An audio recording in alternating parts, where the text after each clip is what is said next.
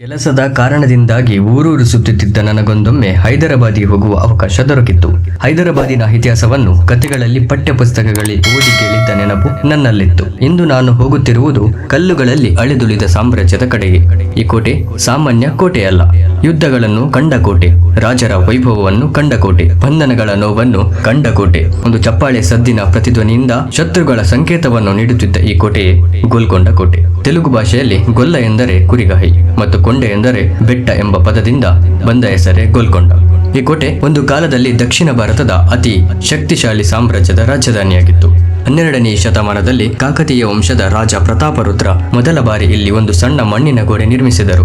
ಅದೇ ಮುಂದೆ ಭಾರತದ ಅತ್ಯಂತ ಅಜೇಯ ಕೋಟೆಗಳಲ್ಲಿ ಒಂದಾಗಿ ಬೆಳೆದಿತ್ತು. ಕಾಲ ಬದಲಾಗುತ್ತಿದ್ದಂತೆ ಈ ಕೋಟೆ ಕಾಕತೀಯರಿಂದ ಬಹಮನಿ ಸುಲ್ತಾನರ ಕೈಗೆ ಹೋಯಿತು. ಅಲ್ಲಿಂದಲೇ ಗೋಲ್ಕೊಂಡದ ನಿಜವಾದ ವೈಭವ ಪ್ರಾರಂಭವಾದದ್ದು ಕುತುಬ್ ಶಾಹಿ ವಂಶದ ಕಾಲದಲ್ಲಿ. 1518ರಲ್ಲಿ ಸುಲ್ತಾನ್ ಕುಲಿ ಕುತುಬ್ ಶಾ ಸ್ವತಂತ್ರ ರಾಜ್ಯ ಘೋಷಿಸಿ ಗೋಲ್ಕೊಂಡವನ್ನು ತಮ್ಮ ರಾಜಧಾನಿಯಾಗಿ ಆಯ್ಕೆ ಮಾಡಿಕೊಂಡರು. ಈ ಸಮಯದಲ್ಲೇ ಎತ್ತರದ ಗೋಡೆಗಳು, ಬೃಹತ್ ಬಾಗಿಲು, ರಹಸ್ಯ ಸುರಂಗಗಳು ಮತ್ತು ಅದ್ಭುತ ನೀರಿನ ಸರಬರಾಜು ವ್ಯವಸ್ಥೆ ನಿರ್ಮಿಸಲಾಯಿತು. ಗೋಲ್ಕೊಂಡದ ವಿಶೇಷತೆ ಎಂದರೆ ಧ್ವನಿ ಪ್ರತಿಧ್ವನಿ ವ್ಯವಸ್ಥೆ.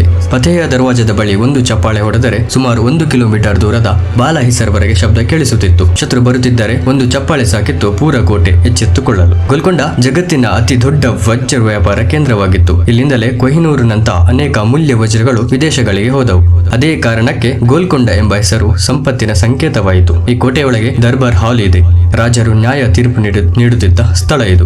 ರಾಮದಾಸ್ ಜೈಲು ಇದೆ. ಭಗವಂತ ಶ್ರೀರಾಮರ ಭಕ್ತನಾದ ರಾಮದಾಸ್ ತೆರಿಗೆ ಹಣವನ್ನು ರಾಜನಿಗೆ ಸಲ್ಲಿಸದೆ ಶ್ರೀರಾಮ ಮಂದಿರಕ್ಕೆ ಬಳಸಿದ ಕಾರಣ ಅವನನ್ನು ಜೀವನ ಪರ್ಯಂತ ಜೈಲಿಗೆ ಹಾಕಲಾಯಿತು. ಭಕ್ತಿ ಮತ್ತು ಸಾಹಸ ಒಂದಾಗಿ ಬೆರೆತ ಕತೆಗೆ ಸಾಕ್ಷಿ ಇದು.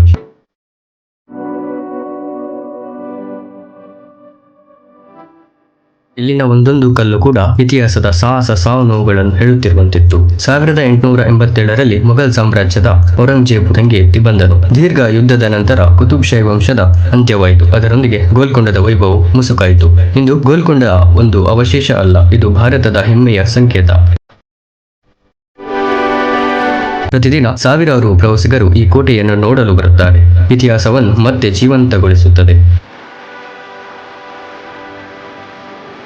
ಗೋಲ್ಕೊಂಡ ಕೋಟೆ ಕೇವಲ ಕಲ್ಲುಗಳ ರಚನೆಯಲ್ಲ, ಇದು ಸಾಮ್ರಾಜ್ಯಗಳ ಏರಿಳಿತ, ಸಾಹಸ, ಸಂಪತ್ತು ಮತ್ತು ಭಾರತದ ವೈಭವದ ಕತೆ. ನೀವು ಈ ಇತಿಹಾಸವನ್ನು ಮೆಚ್ಚಿದರೆ ಲೈಕ್ ಮಾಡಿ, ಶೇರ್ ಮಾಡಿ ಮತ್ತು ನಮ್ಮ ಚಾನೆಲ್ಗೆ ಸಬ್ಸ್ಕ್ರೈಬ್ ಮಾಡಿ. ಇನ್ನೊಂದು ಐತಿಹಾಸಿಕ ಕಥೆಯೊಂದಿಗೆ ನಾವು ಮತ್ತೆ ಭೇಟಿಯಾಗೋಣ.